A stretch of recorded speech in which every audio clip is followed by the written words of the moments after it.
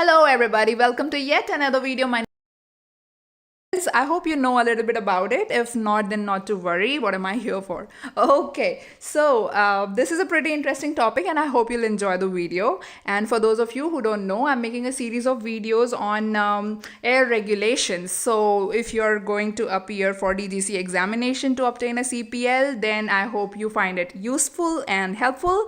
And do subscribe to my channel. So let's get started. Okay, so area control service. So it is an air traffic service which is provided by the area control unit, and from the three, or you can say four different units of air traffic services provided. Air traffic control unit is divided into four categories, as you might know. You can categorize it as ground, then tower, then approach, and area. So the area control unit, it actually provides you the traffic advisory, the traffic services and other information to the flights which are flying in the high altitudes. Say if you're flying in flight level 200 or 300 or anything like that. So in the high altitudes, which unit will be providing you the traffic information? It will be the area control unit, and the information is known as the area control services. Okay, so moving on, starting with the very basic thing that there are vertical and horizontal separations which are provided in this. We have discussed this in a previous video. I'll drop a link below in the description box of that video. So just a recap, all the flights, so the separation will be provided to all the flights in class A and B airspace, to all the flights between class C and D airspaces which are following the IFR rules, for between the IFR and the VFR flights in class C airspace, for the IFR flights and the special VFR flights, and also between all the special VFR flights. Okay, so moving on, we'll talk about the vertical separation first. So vertical separations are divided into 1000 or 2000 feet difference. They are in 1000 or 2000 feet difference. So below flight level 290, it will be 1000 feet separation, and above 290, it will be 2000 feet. RVSM, in RVSM space, obviously it is 1000 feet. As the name suggests, it is reduced vertical separation minima. So obviously if it is reduced, then it won't be 2000, it will be 1000.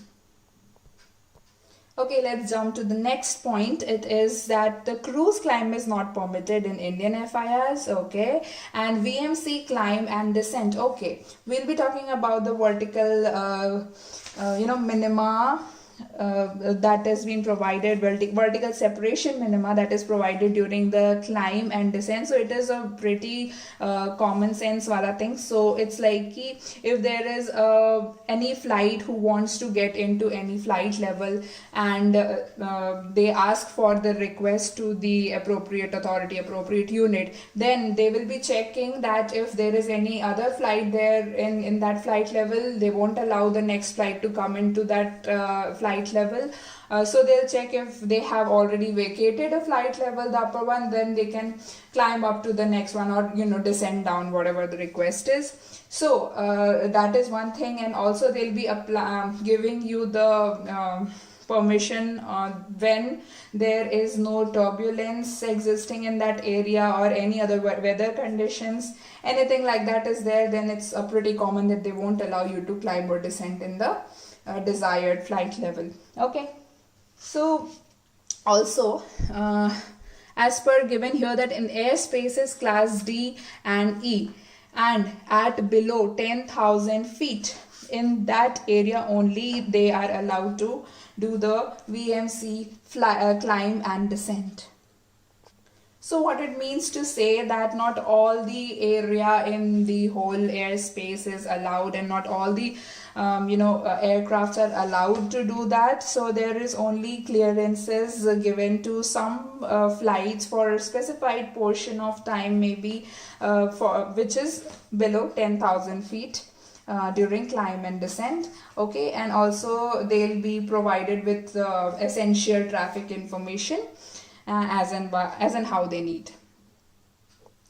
Coming to the horizontal separation, guys. Okay, so there are three kinds of horizontal separation, we can say: lateral, longitudinal, and the separation minima based on the ATS surveillance system. Okay, so let's jump to the lateral separation, guys. So this can be done by the means of navigation aids reference, or it can be done visually as well, just keeping the geographical locations of the aircrafts in mind and in position.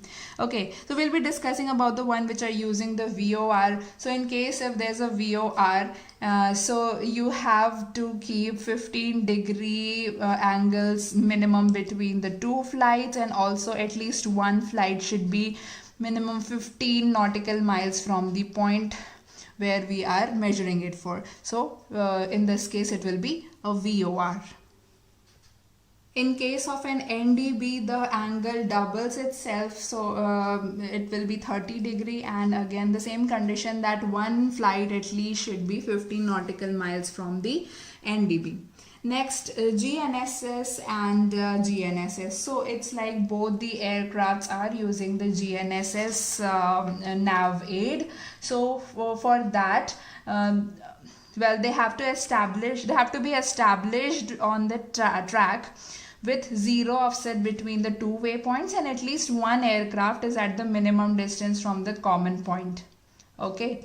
Then again, there is another category which is the VOR and the GNSS. So in this case, the aircraft using the VOR is established on the radial to or from the VOR, and the other is using the GNSS established on the track with zero offset between the waypoints, and at least one aircraft is at the minimum distance from the common point. This was what I was talking about, VOR and GNSS. The VOR will be used by one and GNSS will be used by the other aircraft. In that case, this has to be followed. Also, the table is here. So angular difference between the tracks measured at the common point should be between 15-degree to 135-degree, and from flight level 10 to flight level 190, distance from the common point should be 15 nautical miles. And if you're going above flight level 200 to flight level 600, well, it's not common that we use flight level 600. It's mostly up to flight level 460 that civil aviation allow the aircraft to fly on. But okay, as given in the table, distance from the common point should be 23 nautical miles. Okay, so there was another point left, GNSS based track separation. So it is not applicable if the pilot reports RAIM outages. So RAIM is a receiver automated integrity monitoring. Don't need to know much about it right now, but for the information that it monitors the integrity of the aircrafts. So the longitudinal separation. Now we have divided the tracks into three categories: the same track in which both the aircrafts are moving in the same track, reciprocal tracks, and crossing tracks. So well, these are very much self-explanatory, but there are some criteria. For the same track, the angle should not be less than 45-degree or more than 315-degree, and in reciprocal tracks greater than 135-degree or less than 225-degree. So this thing you just keep in mind, and for your reference I have made some diagrams, but I don't you can see it if you understand anything out of it. Otherwise these things are very much self-explanatory, and you'll get a hang of it as you move on. Here are the pictures of these. This indicates the same track, this indicates the reciprocal track, and this indicates the crossing tracks. Okay, so moving to the same cruising levels. So first is that 15-minute, with respect to the time, if you see, then 15-minute difference should be there. Second point, 10-minute difference should be there if navigation aids permit that the determination of the position and speed of the aircraft is possible. Okay. Then third is that 5-minute separation is given if the preceding aircraft is 20 knots or more faster, and 3 minutes if the preceding aircraft is 40 knots or more faster than the one which is coming from the rear. Understood that? So this has to be memorized, this has to be kept in mind. 15, 10, 5 and 3. This is asked in question as it is.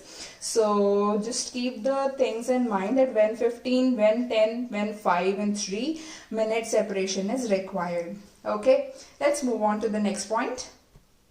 So if you're flying in the crossing tracks, in that case, again the same 15-minute is in general, 10 minutes for if again the navigation aids permit, and then 10 minutes while the vertical separation does not exist and also navigation aids permit, and in 5 minutes while the vertical separation does not exist, provided that the level change is commenced within 10 minutes of the time the second aircraft has reported over the same exact point. I hope you understood that point.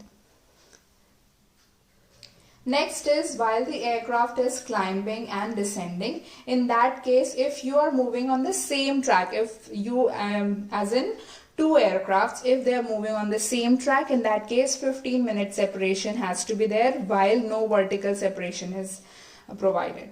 And then if you are in the crossing tracks, in that case 15 minutes no vertical separation provided, 10 minutes again no vertical separation provided, but the nav aids or the GNSS exist. 5 minutes same as above, like same condition, no vertical separation provided and navigation aids allow proceeding, and also one more condition that the preceding flight should be should have had passed the point 10 minutes prior to commencement of the second flight which is coming from the back. If I missed out telling you about GNSS, GNSS stands for Global Navigation Satellite System. So it tells you the geospatial positioning and global coverage, etc. So it includes GPS, and you all might be familiar with GPS. Okay, so let's move on. Next point is longitudinal separation minima based on the distance using DME and or GNSS. In this case, the two aircrafts, either both of them are using DME, either both are using GNSS, or one is using DME and other is using GNSS. These conditions are there and they communicate via the VHF, voice communication. Okay. Next, aircraft at the same cruising level, if they're using the DME and GNSS, in that case, on same track, 20 nautical miles separation should be there if both are using DME or GNSS, or one is using DME, other is using GNSS, as I already told you. 20 nautical miles, remember that. And the next point is 10 nautical miles. So if the preceding aircraft is 20 knots faster and other condition is same as 20 nautical miles, in that case 10 nautical miles difference is provided. Separation is provided. Okay, fine. This was for the same track. Coming to the crossing tracks, in that case also it's the same 20 nautical mile separation, and in this case for the crossing tracks, their angle between both the tracks should be less than 90 degree. And the 10 nautical miles, again the same, that it should be 20 nautical miles faster than the rear aircraft. Fine. In the end, it's aircraft climbing or descending. So in that case, you don't have the category of 20 nautical miles, just have the 10 nautical miles. So in this case, no vertical separation is provided and use of DME and GNSS has to be done. That is the criteria, and it is flying in the same track. So this is for the same track, and also it is the same for the reciprocal track as well. Okay, so this was all about the ones which are using the DME and GNSS navigation aids. We'll be moving on to the next part here. Separation minima based on ATS surveillance system. Here, based on radar, ADS-B, MLAT system, we'll be seeing how the separation is provided. If you want to know more about the ADS-B and MLAT systems, in that case you have to study navigation, guys, because it is very much in detail in that subject. For the time being, I'm telling you that ADSB stands for Automatic Dependent Surveillance Broadcast. So it periodically transmits information with no pilot or operator involvement is required. Okay, understood? Okay, so in this case, 5 nautical mile separation up to 60 nautical miles from radar head. And if radar is not there, radar environment is not there, and they're using the ADS-B, in that case also 5 nautical mile separation should be there if the aircraft is within 60 nautical miles range of the radar system or the airport, you can say. Next is 10 nautical miles horizontal separation beyond 60 nautical miles if radar is there or not there. In the same case, an ADS-B is used. So below 60 nautical miles, or less than 60 nautical miles, it is 5 nautical mile separation provided, and for beyond 60 nautical miles, it is 10 nautical mile separation provided. And also, if authorized in special conditions, 3 nautical miles separation. Here's a summary of the longitudinal separation. You can go through the Mach number technique. What is Mach number? Mach number is actually a speed of the aircraft with respect to that of the speed of the sound. That is a Mach number. And usually the aircrafts like Airbus A320 or Boeing 747, all those aircrafts usually they can go up to a Mach number 0.82, 0.80, all these.